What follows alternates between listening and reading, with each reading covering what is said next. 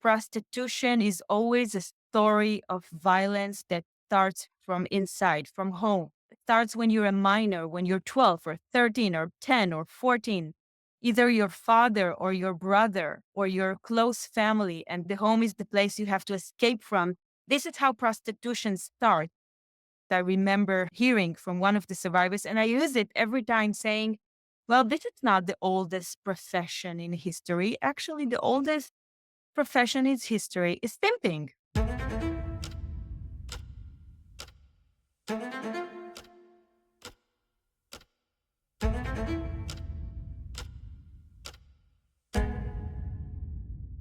Welcome to the fourth episode of Two Lawyers, Three Opinions. I'm Monique Beadle, an American lawyer with the Jerusalem Institute of Justice. I'm usually joined by my Israeli colleague, Uri Murad, but he's abroad this week, so we have another guest expert calling in today from Jerusalem, Moria Rodal Silfen. Moria is the CEO of the Task Force on Human Trafficking and Prostitution in Israel.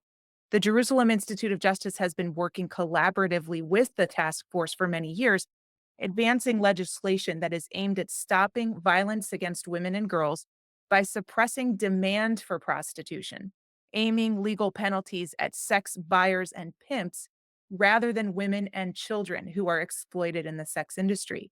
Now, before leading the task force, Moria worked as a spokesperson for Moshe Ya'alon, Israel's former defense minister and IDF chief of staff. So she really understands the ins and outs of Israeli politics and how to advance legislation, which is what we're going to talk about today. So welcome, Moria. Hi, and thank you for having me. In Israel, an estimated 14,000 people are prostituted every day. 76% of prostituted women surveyed said that they would leave prostitution if they had the ability to do so. 62% of women in prostitution are mothers, and 81% of the mothers have children under the age of 18. In the last 15 years, over 110 prostituted people in Israel have either been murdered or died as a result of abuse or STDs, and the average age of death is 40. Most women in prostitution in Israel experienced sexual abuse in childhood, and the average age for entrance into the industry is 13 to 14. Meanwhile, nearly all of the sex buyers in Israel are men.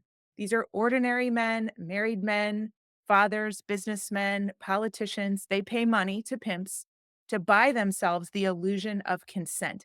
And until recently, they did it with complete impunity. But times are changing in Israel. And that's what we're here to talk about today. So, Moria, this is a tough issue, but it's an important one. So, here's my first question for you.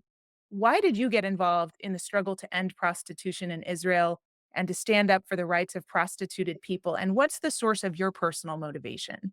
First of all, you're definitely right saying that time is changing and the days are different in Israel, like we just felt today in the Knesset. And me personally, when I grew up in a very ultra Orthodox family in Israel, in Petah Tikva, with my father, who always taught me the main rule in which he lived in light of is that you always have to reach out. You always have to reach your hand to someone who needs you. And the second thing he taught me when I was a child is that every person you meet in your life, you should consider this person as a person you're about to meet twice.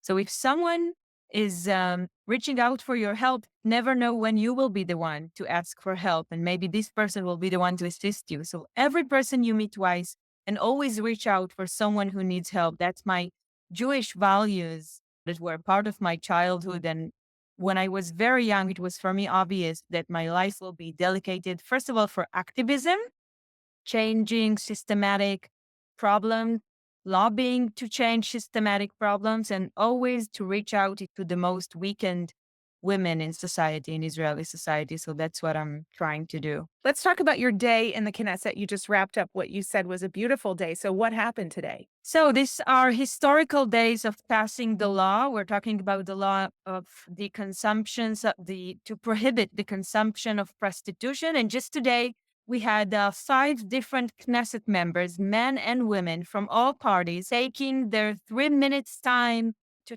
talk about our law, to talk about our fight, and to ask the Minister of Justice, who was sitting and listening, to give them answers. When will this law be promoted? And we're looking forward for the next stage of the legislation process. So we heard men and women talk about prostitution, talk about our fight.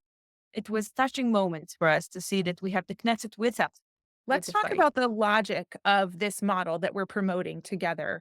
It's sometimes called the Nordic model, the abolitionist model.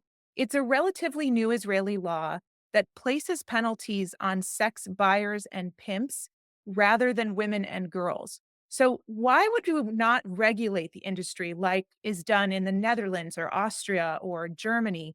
Why is this approach a better one? So I know about a few states that where prostitution is definitely legal. And what we see and also what research shows us is that every country where prostitution is legal, it's always a place of trafficking.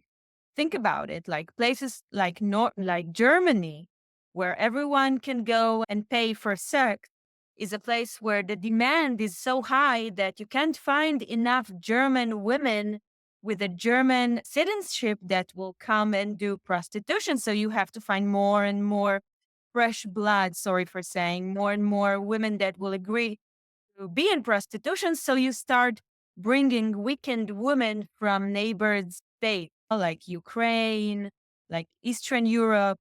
So we know where prostitution is legal, trafficking is extremely high, and violence is extremely high. And for me, prostitution is nothing other than violence. I would never want to live in a state, want to be a part of a state that for her prostitution is legal. It's like making violence legal. No chance in Israel. To your point, it really does create this underclass of migrant women who are preyed upon in order to satisfy the demand from sex buyers. And I think another challenge is that the state develops an economic interest in the industry by taxing it. And it becomes really dependent on the exploitation of women for the state's bottom line. So let's talk more about this particular law, the abolitionist law. How did the task force and the coalition that the task force works in partnership push this law in the Knesset? Can you talk about some key moments of victory or setbacks in the process? So first of all, this is a long, long journey of over 20 years where powerful, amazing women have led the fight among the years. I'm here just for the past 10 months, and I've heard so much about the fight. 7 years ago, after more than a decade of lobbying, the law passed, a temporary law to begin with, from all parties supporting the law, and it became illegal 5 years ago, temporarily again. And actually, the law is about to expire this July. So what we do now with the Ministry of Justice and the Minister of Justice, Yariv Levin himself, that just published a draft 3 weeks ago, which was a brilliant moment of success and happiness for us in the fight to see the final draft that the Minister of Justice published, saying that the law will become a permanent law, a criminal felony in the Book of Laws in Israel, saying the consumption of prostitution is illegal and it's forbidden for now and for good. So what we have to do now is to make sure that the legislation process will continue as fast as possible. In Israel, you never know what happens tomorrow. The government might fall every day. So we want to make sure the thing will pass, hopefully in just 2 months. Can you talk about any key figures on the right or the left or among the religious or the secular leaders in the Knesset who maybe helped in getting the law passed? And how did the Jerusalem Institute of Justice contribute to this effort? Yes, I'll be honest and I'll say that when we started working in the Knesset a few months ago to pass the law, we were surprised to see that left and right, no matter which party we go to, we have so much support getting from either right wing or extremely religious, ultra religious people or secular people. Everyone are against prostitution. And I'm happy. I'm happy to see the support that we get from the Knesset.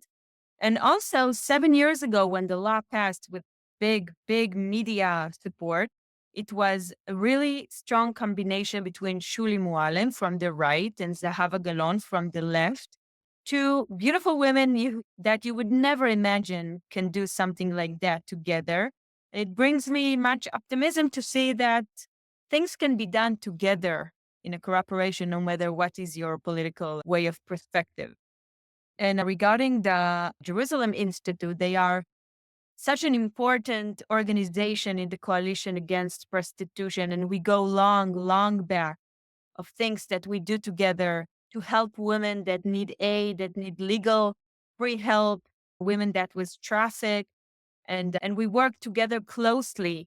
Now we're trying to work together on a campaign regarding post-trauma among soldiers that were saying the same post-trauma that soldiers coming back from the battlefield are suffering from is exactly the post-trauma that women in prostitution and prostitution survivors suffer from. And you can see soldiers sitting in front of the camera asking their friends to never consume prostitution, never do this post trauma again. This is what we do together with the Jerusalem Institute. And we're so happy for this friendship and cooperation together. I'll put a link to that video in our show notes. It's really a powerful video of soldiers saying post trauma is post trauma and recognizing that soldiers Exactly. experience post traumatic stress disorder and that it's really the same cluster of symptoms and it's the same experiences also experienced by people in prostitution. So, the Israeli version of the Nordic and abolitionist model, which is really simple, it means that it's legal to sell sex, but it's illegal to buy it. So, it means that if there is a bust of a brothel or a trafficking network, the pimps and the johns are the ones who face penalties. It's not the women and the girls. But this model came into effect during COVID, which was really inconvenient timing. We fought for so long. We got the law passed in 2018. It was implemented in 2021. So, how did this affect the implementation? Well, as always, when something bad happens, something major like Corona or COVID or the war, the first population to be hurt are women at risk, always. So just like that, again, when the COVID started, women at risk, women in prostitution were the first to be hurt. And we saw that the consumption of prostitution was rising after the COVID started. And also the way to consume prostitution changed because people would stay at home. So many of the way to consume prostitution moved online to private rooms. OnlyFans was getting more and more widely used, unfortunately. And it was much harder for the police to enforce prostitution. So, yeah, COVID was extremely hard for this population. And the war also is extremely damaging these women. What's the status of the law today? What still needs to be done to help make this 5-year pilot period permanent? And can you tell us about who is opposed to this law and why they're opposed to this law? So I'll start from the last question. In the Knesset, among Knesset members, from what we see now, no one is against the law. There's a full partnership between the parties. Everyone agrees that this law should be a part of the states of Israel as a welfare country and believe in the significance of the law. But we see some from the academy and some from the lobby to make the prostitution legal, like in other states that are against the law. And to be honest, I believe that every woman and every man have the right to speak for their own. And if they want to have their seat around the table, come to the committee, say their beliefs, and if they think the law is bad for them, it's their right to speak out loud. But we are very, very strong. And I think the support from the Knesset is extremely strong. We just saw the final draft saying it will be a permanent law. It was published 21 days ago and now closed for comments. And we saw many, many comments from the public, supportive comments for the draft. So now we are biting our nails and waiting for the ministers to vote. Once they vote, it will come to the Knesset for a vote. Once the Knesset votes, you will go for a quick rest during Passover, and the Knesset will come back for the committee. And then the committee will discuss the law, every part of it. Hopefully, we'll vote quickly, and then another vote in the Knesset. And then we're done. We're in the Book of Laws, hopefully before July. We're working extremely hard to talk to Knesset members. We walk around the Knesset every day trying to meet them, trying to argue why prostitution is actually killing every day and why it's so urgent to pass the law. And doors are more and more open. So we have some really beautiful moments in the Knesset, like today when we see Knesset members talks about prostitution. It's nothing to be taken for granted in Israel these days to talk about violence against women. It is always the first subject to be forgotten. So this is our life mission to make them remember us during this war. So, silver lining is that Israel is a democracy, and so we have the power to move Still, these mechanisms still. politically. But you know what? If Israel wants to stay a democracy, it goes through the sticky floor of weakened women, not only the glass ceiling, right? We should always remember the sticky floor if we want to stay a democracy, if we want to be worthy of the sacrifice of our sons back in the front, then we need to be worthy by remember the women back home in civil society. I think that's really important. We've really succeeded in the last few years in changing public attitudes towards prostitution. There's a survey that came out recently showing that about 72 to 73% of the Israeli public agrees that prostitution is a form of violence rather than a legitimate industry of any kind. But enforcement has been a big challenge. So, why do you think that public attitudes have changed so dramatically? And what do you think that the police should be doing differently? So we saw when the law passed and started back in 2020, the end of 2020, like you said, 2021, we saw that when the police enforced the law, then the demand was going down dramatically. Men was demanding so much less prostitution because they realize it's illegal. So anytime wherever the police enforce, the demand is going down and the public opinion facing that the law is important and supporting the law. But when the police stopped enforcing either the COVID or the war or the demonstration, there's many, many reasons why they stopped enforcing, but none of them is an excuse. We saw that the demand was rising up and public opinion, well, most people just forget. If you don't keep reminding them that what they do is a criminal felony, then they forget and everything is open online. There's so much prostitution online. I believe that once the law will pass as a permanent law, first of all, we will be here to work in front of the police and to make sure that the police enforce. And we're starting a new project with the police, a partnership with them. We're helping them to understand the best way to approach the problem. Once it's a permanent law and a criminal felony, hopefully the police will enforce more. I hope. The survivors of prostitution are really vital to the task force and the coalition's work. And it's important that we center their voices and their experiences because they give us real insight and they shape Mm, our thinking and our priorities. So, can you tell us about a survivor who has served as your guiding light in this fight? well, definitely. Like the phrase, nothing about us without us. The survivors, not only how important they are for the coalition, they are a part of the coalition. There's a community of survivors that's called Kol Sordot Aznut, the voice of the survivors of prostitution as a community, as a different NGO.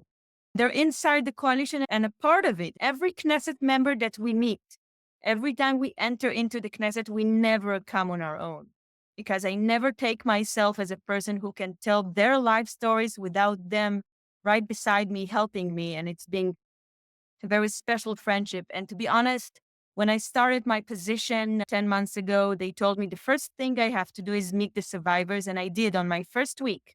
And I sat down and heard their life circumstances, their life story. And what was obvious from hearing them is that prostitution is always a story of violence that starts from inside, from home.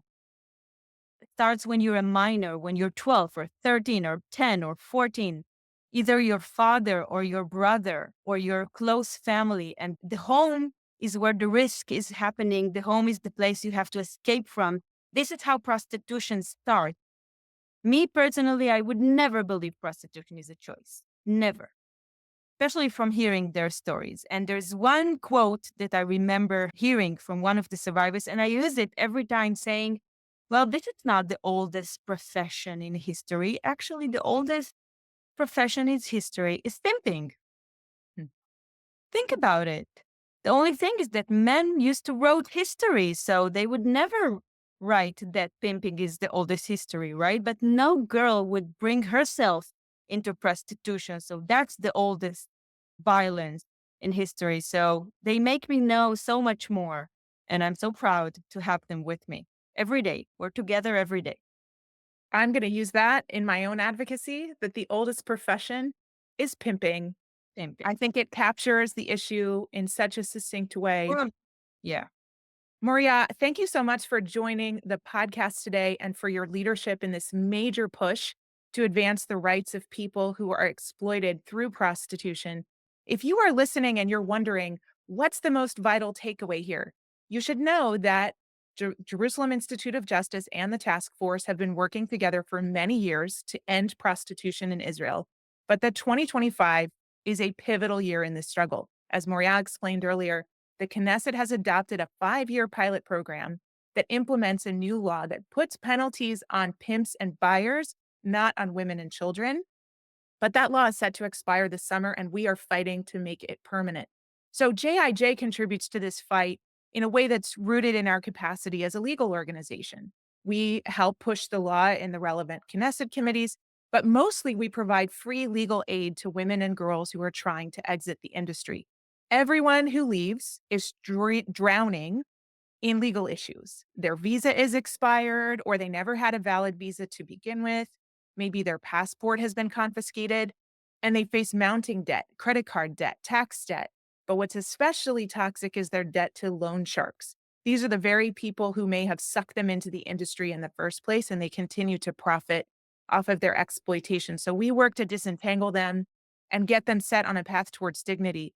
Now, the task force works basically as an umbrella over us and many other. There's 23 organizations in the coalition, and the task force is working to change public attitudes in Israel through mass media campaigns and public advocacy. And we have Moria pounding the hallways of the Knesset. We really work hand in hand, and we need your support this year more than ever. So if you want to contribute to this fight, visit jij.org and make a contribution to the NOAA project. We have a goal together with the task force of raising $25,000. And if you donate to the NOAA project in 2025, your gift is going to go directly to this joint initiative. So visit jij.org to learn more and make a donation.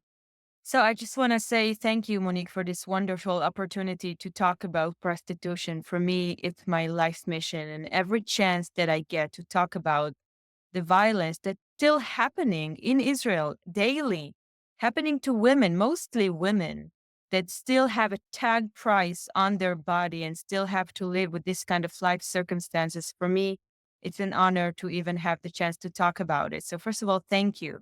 And thank you for our listeners for taking part and listening and being our friends away from home.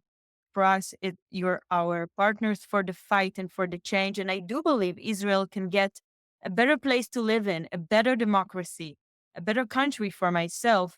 Thanks, Moria. If you want to hear more legal analysis like this, make sure to like, subscribe, comment, or leave a 5-star review on Spotify, YouTube, or Apple Podcasts. Until next time, we are 2 lawyers, 3 opinions, signing off.